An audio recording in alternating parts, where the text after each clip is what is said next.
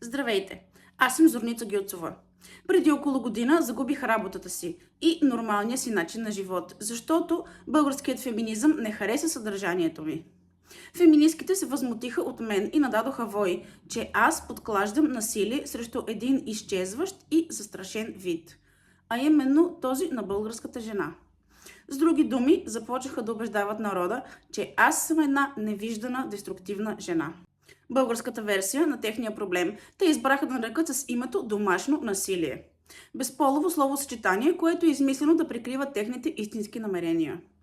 Дейците на феминизма никога не са искали да запазят българското семейство.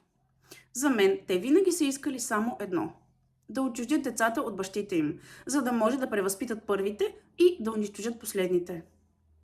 Моят брак се разпадна окончателно през есента на 2020 година. След като бях принудена да се разведа, аз започнах да правя съдържание със собствените ми мисли. В цялата драма по разпадането на семейството ми, жените ме убеждаваха, че мъжът ми е излишен и, че щом имам дете от него, самият той става функционално непотребен. Повтаряха ми, че той е негодник и че щом най-накрая иска да си тръгне, вече всичко било на път да си дойде на мястото. Нищо в тази философия не успя да ме убеди, че най-тежките дни за мен са свършили окончателно. Към онзи момент аз не знаех, че цели поколения могат да бъдат повлияни от идеи като феминизма до там, че да започнат да рушат собственото си семейно щастие. Никой не повдигна въпроса за бъдещето на детето ни и за това какво ще му се случи след този развод. Дори собствения му баща. Тогава аз се запитах дали не съм се объркала по отношение на любовта. Аз си мислех, че щом се вричаш на един човек, то това ще бъде до живот.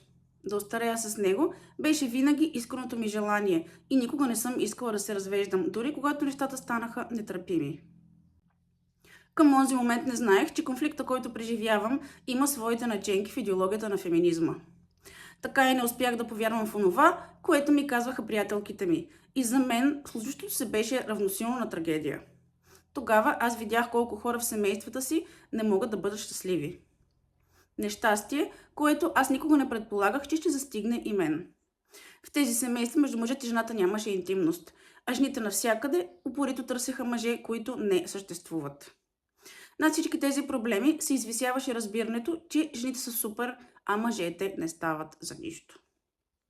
Към сегашния момент феминизмът е пуснал отровните си корени на българска почва. Щедро финансиран с грантове и облагодетелстван с административни привилегии.